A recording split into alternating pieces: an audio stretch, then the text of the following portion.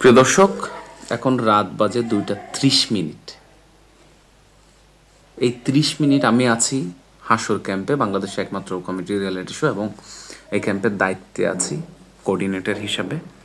So আপনি দেখবেন একটা আওয়াজ শুনতেছেন, দেখে আসি সে কি করছে এবং অন্যরা কি করছে।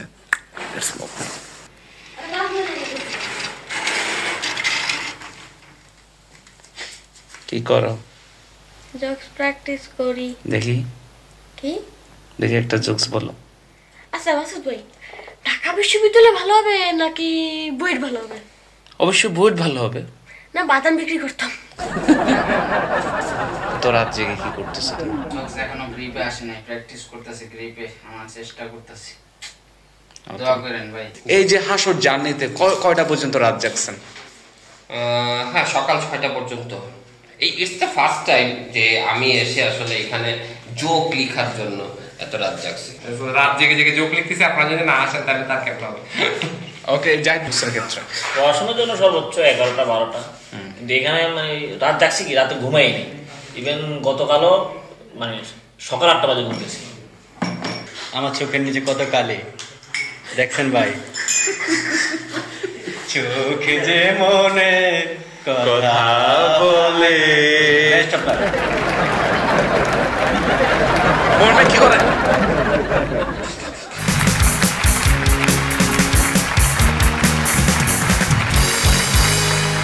এই এপিসোডে 6 জন পারফর্মার দুর্দান্ত পারফরমেন্স দিয়েছে, সবগুলো চোখে লাগার মতো।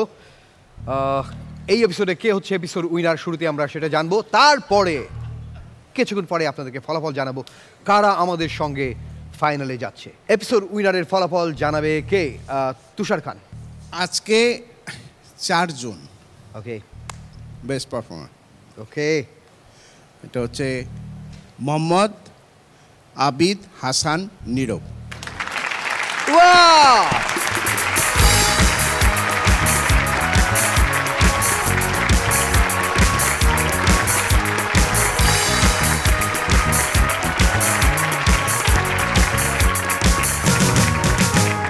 প্রিয় দর্শক, এপিসোড উইনারের ফলাফল জেনেছি, পুরস্কার পেয়ে গেছে এপিসোড উইনার।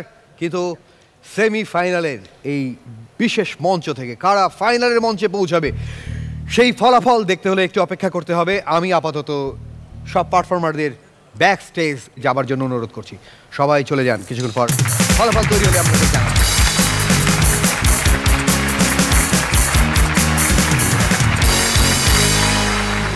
সেমিফাইনালে সবাই তাদের পারফরমেন্স দিয়ে দিয়েছে, বেস্ট দিয়ে দিয়েছে। ফলাফল আমার হাতে, বিচারক রায় দিয়ে দিয়েছে। আমি শুধু এইটুকু বলবো, ফলাফল একটু পরে ঘোষণা করছি। এটা একমাত্র রিয়েলিটি শো যেখানে 100% ফেয়ার জাজমেন্ট হয়েছে। আমাদের বিচারকদের জন্য জোরে একটা করতালি হোক। তো ফলাফল যাই হোক, সেটা আমরা সবাই মেনে নেব এবং এই রায়ের প্রতি আমাদের সবার শ্রদ্ধা ভালোবাসা রয়েছে। কিন্তু ফলাফল প্রকাশের আগে এই যে এত বড় একটা জার্নি আমরা কিভাবে কাটালাম, কি হয় গ্রুমিংয়ে, গ্রুমাররা কি করে, কিভাবে ক্লাস হয় সেখানে, অন্য স্কুলের মতো তো সেই পরিবেশটা না, কিভাবে কাজ হয়, কিভাবে গ্রুমিং হয়, অনেকের কৌতূহল আছে। সেই কৌতূহল আমরা মেটাবো, সেই সাথে আমরাও একটু দেখতে চাই যে ক্যাম্পে আসলে কিভাবে এই জার্নিটা হয়, গ্রুমিং সেশন কেমনভাবে চলে সেই দিনগুলো। চলুন আমরা একটু দেখে নিই প্লিজ। প্রিয় দর্শক, এখন রাত বাজে 2:30। এই 30 মিনিট আমি আছি হাসর ক্যাম্পে, বাংলাদেশের একমাত্র কমেডি রিয়েলিটি শো, এবং এই ক্যাম্পের দায়িত্বে আছি কোঅর্ডিনেটর হিসাবে। সো আপনি দেখবেন একটা আওয়াজ শুনতেছেন, দেখে আসি সে কি করছে এবং অন্যরা কি করছে।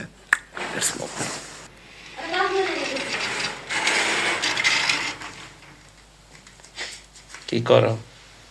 জোকস প্র্যাকটিস করি। দেখি কি দেখি একটা জোকস বলো। আচ্ছা মাসুদ ভাই, ঢাকা বিশ্ববিদ্যালয় ভালো হবে নাকি বুয়েট ভালো হবে? অবশ্যই বুয়েট ভালো হবে। না বাদাম বিক্রি করতাম। তো রাত জেগে কি করতেছ তুমি? জোকস এখনো গ্রিপে আসে নাই, প্র্যাকটিস করতেছি গ্রিপে, আমার চেষ্টা করতেছি। দোয়া করেন ভাই। এই যে হাসর জার্নিতে কয়টা পর্যন্ত রাত জাগছেন? হ্যাঁ, সকাল 6টা পর্যন্ত। ইটস দ্য ফার্স্ট টাইম যে আমি এসে আসলে এখানে জোক লেখার জন্য এত রাত জাগছি। রাত জেগে জেগে জোক লিখতেছি, আপনারা যদি না আসেন তাহলে তার কেমন হবে? ওকে যাই বুঝছে ক্ষেত্রে পড়াশোনার জন্য সর্বোচ্চ 11টা 12টা, কিন্তু এখানে মানে রাত জাগছি কি, রাতে ঘুমাইনি। ইভেন গতকালও মানে সকাল 8টা বাজে ঘুমতেছি। আমার চোখের নিচে কত কালি দেখছেন ভাই। চোখে যে মনে কথা বলে। মনটা কি করে? কি ভয় পাইছেন? ফাইনালে যাওয়ার তীব্র আকাঙ্ক্ষা নিশ্চয় আছে। ইনশাআল্লাহ আল্লাহ যদি বাঁচায় তাহলে যাবো ইনশাআল্লাহ। ওকে ওকে ওকে, এই সেই জিনিস যে হচ্ছে অসংখ্য লাভ ভালোবাসা নিয়েছে ফারিয়াপুর। চিটং এর লোকজন আপনার এবং সুস্মিতের দিকে তাকায় আছে পুরা চিটং। সো বলেন আপনার কি প্রত্যাশা? আমি তো অলরেডি আমার প্রথম থেকে বেস্টটা দেওয়ার ট্রাই করছি, তো আমি কালকের জন্য বেস্টটাই দেবো ইনশাআল্লাহ। আমি কনফিডেন্ট, বাকিটা আল্লাহর ইচ্ছা ইনশাআল্লাহ।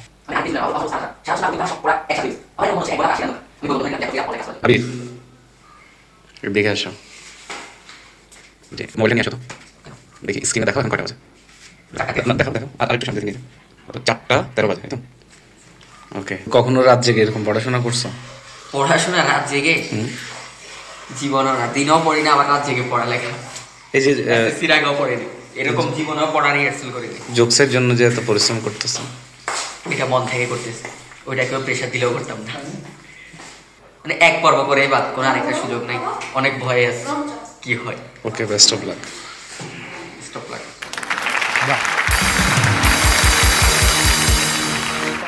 ওকে, সবার কি আনন্দের স্মৃতি, মানে খুব মিস করছি যে ওই গ্রুমিং হাউসে যদি আমি থাকতে পারতাম। আমিও এরকম একটা জার্নি কাটিয়ে এসেছি, অসম্ভব সুন্দর দিন কেটেছে। একটা জোরে হাততালি হোক। ওকে, এই আনন্দের অবসান না হোক সেটাই চাই।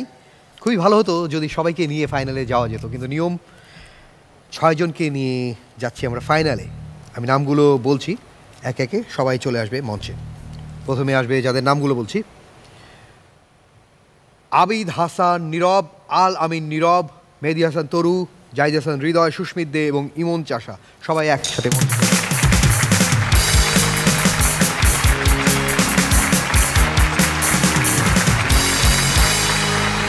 ওকে, চূড়ান্ত ফলাফল জানিয়ে দিচ্ছি। এখানে 6 জন রয়েছে। 6 জন থেকে আমি যাদের নাম বলবো তারপর ফলাফল বলবো। আগে নামটা বলে নিই: মেহেদী হাসান তরু, আল আমিন নীরব, সেই সাথে আবিদ হাসান নীরব, জাহিদ হাসান হৃদয়। এই 4 জন আমাদের সঙ্গে ফাইনালে যাচ্ছে।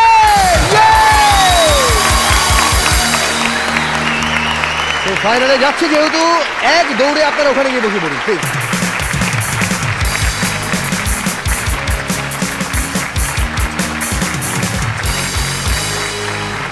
বাকি যে 6 জন, সেই 6 জনকে মঞ্চে আসতে বলছি প্লিজ, এক দৌড়ে চলে আসুন মঞ্চে।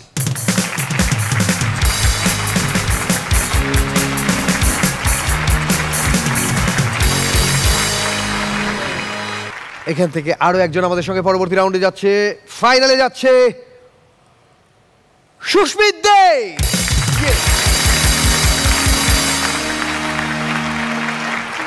পাবনা থেকে আরিফ আহমেদ, বরিশাল বরগুনা থেকে মোহাম্মদ মহিবুল্লাহ,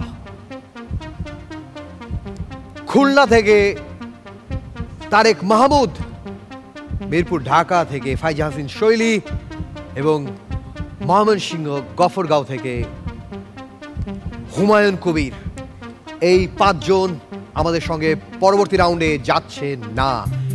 ফাইনালে কেউ যেতে পারছে না, সবাই সামনে গিয়ে বসুন।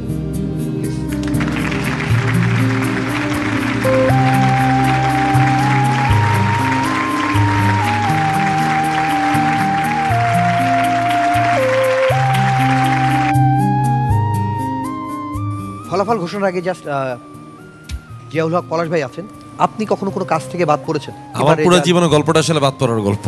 আচ্ছা, আমার স্কুল লাইফে যেহেতু আমি এসএসসিতে ফেল করছিলাম, তো এসএসসিতে ফেল করার কারণে যেটা হচ্ছে আমার 2009 আমি এসএসসি পরীক্ষা দিয়েছিলাম। তো আমি গভর্নমেন্ট ল্যাব স্কুলে ছাত্র ছিলাম, গভর্নমেন্ট ল্যাবরেটরি হাই স্কুলের। তো ওই বছর পুরো স্কুলে একটা মাত্র ছেলে ফেল করছিল ম্যাট্রিকে, সেটাই ছিলাম আমি।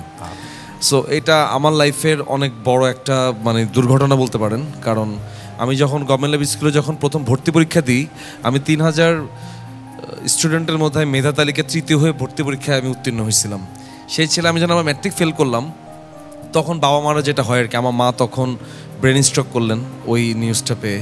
আমার মা প্রায় 4 বছর কোমায় ছিলেন পিজি হসপিটালে, সেখান থেকে সে আস্তে আস্তে ব্যাক করছেন। এর পরবর্তীতে যেটা হয়েছে, আমার স্কুল লাইফে সমস্ত বন্ধু থেকে আমি খুব ডিটাচড হয়ে গেছিলাম ওই ঘটনার পরে। তারপর আমি কলেজে উঠি, কলেজে মানে খুব অনিয়মিতভাবে, কারণ আমার কলেজের সাথে আসলে ম্যাচ হচ্ছিল না। দুর্ভাগ্যবশত আমাকে আবার গভর্নমেন্ট ল্যাব কলেজেই ভর্তি হতে হয়েছিল, কারণ কোনো কলেজে আমি তখন চান্স পাইনি। এর পরবর্তীতে আমি যখন ভার্সিটিতে পরীক্ষা দিতে গেছি, সেখানেও খুব একটা ভালো রেজাল্ট করতে পারিনি। পরবর্তীতে আমি তিতুমিরে পরীক্ষা দিছি, তিতুমির উত্তীর্ণ হয়েছি। তারপর তো আস্তে আস্তে ডিরেকশানে দিব বলে নির্ধারণ করছি, যে তখন মোস্তফা ফারুকী আমার গুরু, ওনার সাথে আমি কাজ করা শুরু করলাম সহকারী পরিচালক হিসাবে। আর এরপর যখন প্রফেশনাল লাইফে আসছি, অনেক কারণে আমি বাদ হয়েছি। তবে একটা কথা কি, বাদ পড়ে যাওয়াটা এটা আসলে আমি মনে করি জীবনের শেষ না। যদি নিজেকে শেষ মনে করতাম, তাহলে আল্লাহ পাক আজকে আমাকে হয়তো এই জায়গায় আনতো না, আমি হয়তো গেস্ট জাজ হিসেবে এখানে থাকতেও পারতাম না। অবশ্যই। সো যারা আপনারা বাদ পড়ছেন আজকে, আমার খারাপ লাগতেছে যে আমি আসলে এই এপিসোডের মানে শুরুতে খুব আনন্দ পাচ্ছিলাম, যখন শুনলাম যে আজকে নাকি অনেকে বাদ পড়ে যাবে, তখন আমি বলছি এটা সাক্ষী তো আসলে আমি হইতে চাইনি, তারপরও হইতে হইলো। তো যারা বাদ পড়ছেন তারা আসলে মানে এখানে থেমে যাওয়ার কিছু না। পৃথিবীতে বড় বড় সাফল্য কিন্তু অর্জন হয়েছে কিন্তু পর্যায় থেকেই। সো আজকে যারা বাদ পড়ে গেছেন, ইনশাল্লাহ একদিন তারাও জ্বলে উঠবেন। আপনাদের সবার জন্য শুভকামনা থাকবে। আর যারা জিতে গেছেন তাদেরকে একটা কথাই বলবো যে এটা একটু ধরে রাখেন। সো আমি চাবো আপনারা সেটা রক্ষা করবেন। আর যারা বাদ পড়ে গেছেন আমার ভাই বোনেরা, আপনারা একদমই কষ্ট পাবেন না। ইনশাল্লাহ আপনাদের জন্য সামনে ভালো কিছু আছে। সবার জন্য দোয়া রইল আমাদের। Thank you.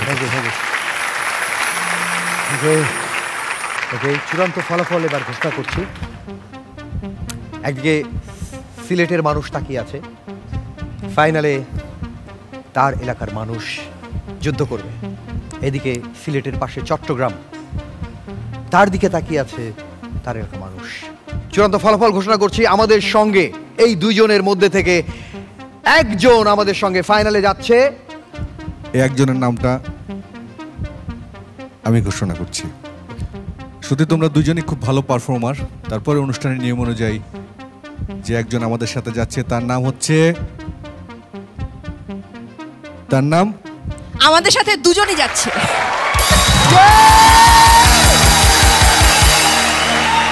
দুজন আগে দুজনকে জড়িয়ে দাও। আমরা গোটা মেন্টর টিম সবাই একটা জোরে বিচারকদের জোরে একটা হাততালি দিয়ে দাঁড়িয়ে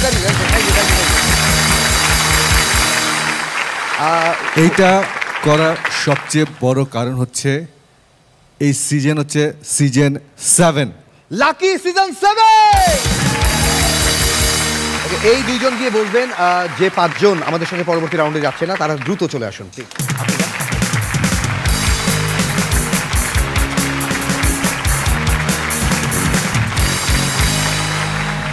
এই 5 জন আমাদের সঙ্গে ফাইনালে যাচ্ছে না, তাদের জন্য আমাদের ভালোবাসা শুভকামনা থাকলো। শুধু এখানেই বিদায় নয়, মার্সেল কাউকে খালি হাতে বিদায় দিচ্ছে না, সবার জন্য পুরস্কার রয়েছে। আমাদের অতিথি এবং বিচারকদের কাছ থেকে আপনারা ক্রেস্ট এবং আপনাদের গিফট নিয়ে আসুন প্লিজ।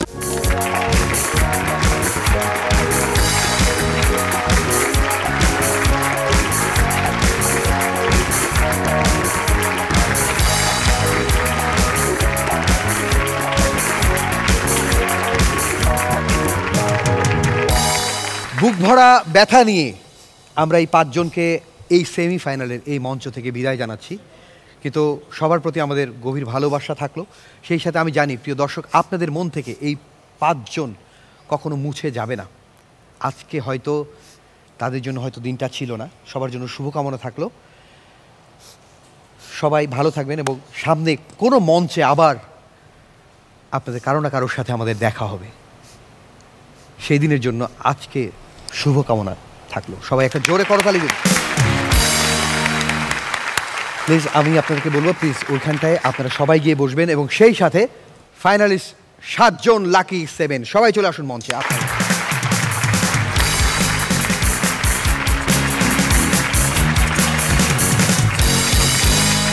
প্রিয় দর্শক, এই 7 জনকে নিয়ে আমরা ফাইনালে লড়াই করতে চলেছি। হাসির সেই যুদ্ধে কে হবে জয়ী সেটা দেখব এবং ফাইনালটা দেখার জন্য সবাই অধীর আগ্রহে থাকবে। সো এই পারফর্মাররা আজকে অনেকে মেলানোভেশনও করেছে, যাদের প্রতি এক্সপেকটেশন হাই লেভেলের ছিল সেটা দিতে পারেনি, কিন্তু বেশ কয়েকদিন সময় পাবে। সো ওই দিন আমরা গেস্টের সামনে হতাশ হতে চাই না। যদি কোনো পরামর্শ? ইয়েস, ফাইনালের জন্য বিশাল টিপস আমার পক্ষ থেকে। এতদিন তোমরা যে পারফরমেন্স করেছো সেটি যদি ধরি 100-র মধ্যে, সেটি ছিল 1, অনলি 1। ফাইনালের দিন এখানে গ্যালারি থাকবে, এখানে প্রায় 250 থেকে 300 অডিয়েন্স থাকবে এবং সমাজের সব ধরনের মানুষ, এনটিভির হাই অফিসিয়াল, আমাদের মার্সেল কোম্পানির হাই অফিসিয়াল, গেস্ট, নানান ধরনের মানুষ থাকবে। ওইটাই মনে করো তোমাদের জীবনের বেস্ট পারফরমেন্স দেওয়ার দিন। প্রিভিয়াস যা হয়েছে সব ভুলে যাও, কোনো রকম তিল পরিমাণ নার্ভাসনেস ওদিনকে রাখা যাবে না, কারণ ওদিনকে স্টেজে অনেক লোক থাকবে, অনেক রকম পারফরমেন্স হবে, গান হবে, নাচ হবে, সেলিব্রিটিরা আসবে, পারফরমেন্স ডিলে হবে, হয়তো সেদিন শুরু হবে 4টায়, তোমাদের রেকর্ডিং হবে হয়তো 8টা-9টার দিকে।